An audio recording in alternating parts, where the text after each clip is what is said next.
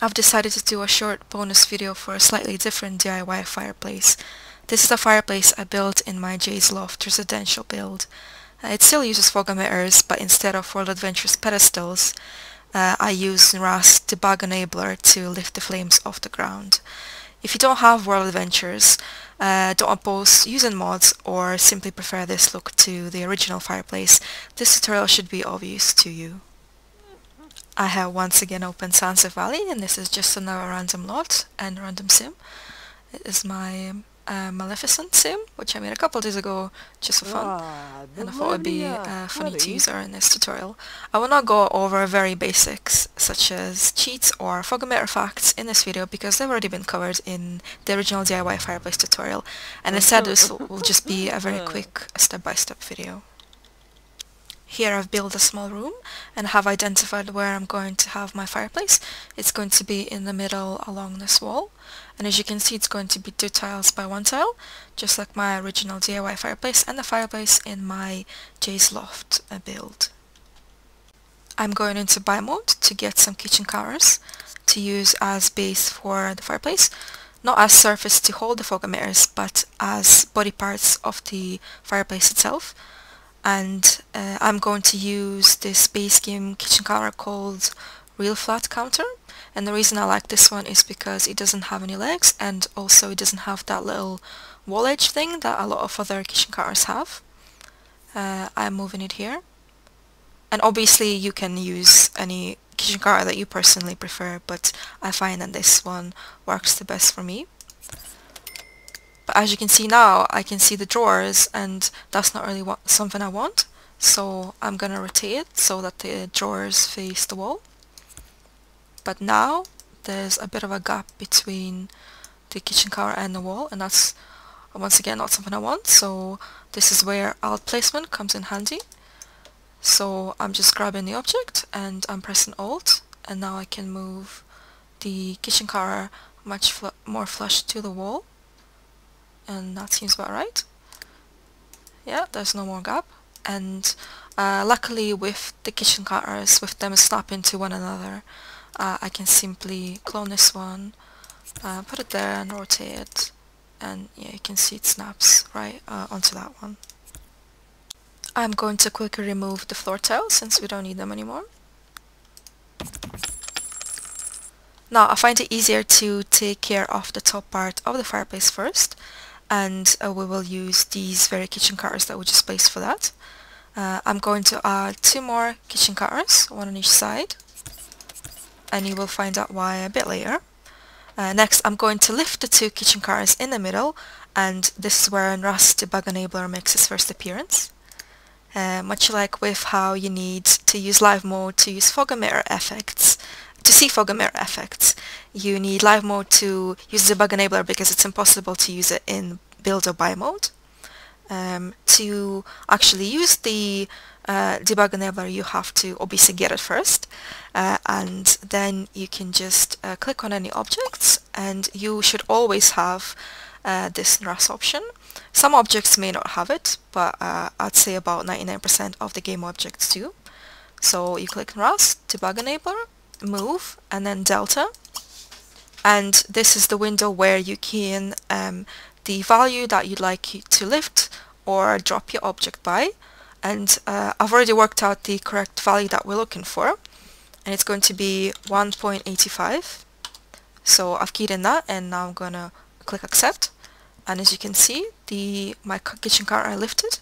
And the reason I'm not lifting it completely where the top of the wall is because this little space always gets filled by the roof or the floor tile. I'll quickly show you what I mean. So there's a floor tile, and as you can see, the thick layer pretty much takes over this sort of a bit lighter grey field on the wall, and there's not really much point to lift an object so high that, you know, it kind of cuts into the upper floor. So that is the reason why I'm lifting it by 1.85 as opposed to 2 or higher, whatever. Now I'm going to go back into live mode, and I'm going to do the same to this one. So let's move, delta, 1.85, and there we go. That's going to be the top part of my fireplace. Next, I'm going to add the fire with the help of fog emitters.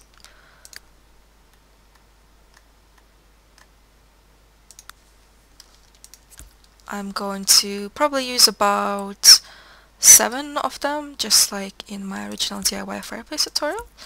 So that's 4, 5, 6, 7. And I'm gonna have 3 big wood flames and 4 little flames, just like in the original tutorial. So I'm going to use the very same effects that I used in the original tutorial. So it's going to be S30-fireplace 2x1 burning. And since I'm using Maleficent, I should probably use green flame because, you know, she's got green skin. So that's the small one. And that's going to be second small one, third small one, fourth small one.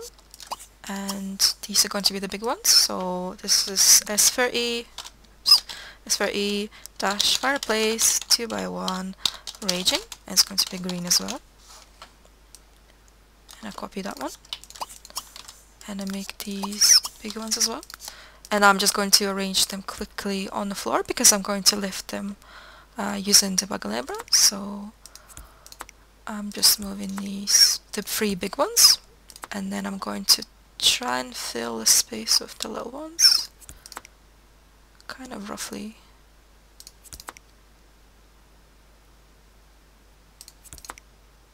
Oops.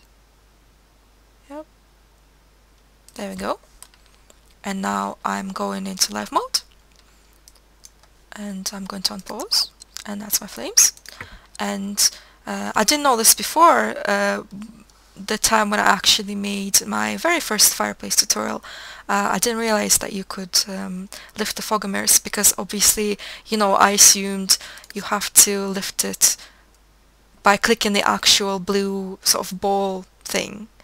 And since you can't use Debug Enabler in buy mode, I thought that would be impossible. But turns out that it's actually not.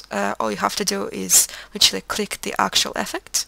So I'm assuming I'm clicking a little flame. And I'm going to lift it by 1, because that's the height of the kitchen counter.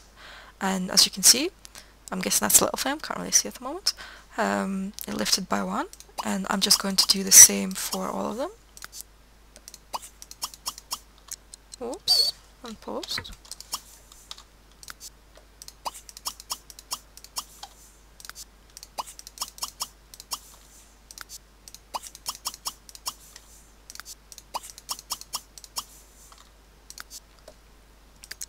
Yeah, there we go. So I've lifted them all by 1. And now I'm just going to fill this space with more kitchen counters. And this is actually why I placed these 2 on the sides, because now I can simply put them there and they will snap to these and it will fit the place perfectly, just like those did before I lifted them. And it saves me time to, you know, placing it, turning it, and then moving it flushly to the wall. And now I can just delete these. And this is essentially my fireplace now. And you can leave it like that, maybe with a bit of a color. In my Jay's Loft I actually added 2 columns, which I'm going to do quickly here as well. And I think the columns that I used there were, yeah, these late night columns, but I'm going to use something else in this tutorial, and I'll use this mod call base game column instead. And I'm just going to sort of connect the upper and the lower counters together. So sort of like that.